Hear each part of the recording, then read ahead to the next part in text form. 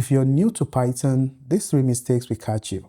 Let's fix them fast. Mistake 1, Python needs matching quote. For example, let's say we want to print hello world. We know we need to add quotation to it because it's test. If for any reason we forget to add the second quote, Python will scream. So anytime you have an opening quote, always remember to add your closing quote. The second mistake you're going to experience is what we call the type error, which implies that you're actually matching a different data type to another. For example, let's say print integer to string 2 plus 5. Then we have an error, can only concatenate string to string, not integer to string. The third type of mistakes you're likely going to face is what we call the name error. For example, let's say we say name equals Michael. Then in the process of printing our name, we use print name N as capital letter. Then you're going to run an error which says error name capital N is not defined because our variable had a small n, and to fix that, always make sure your variable names are consistent. Mistakes don't mean you're bad, it just means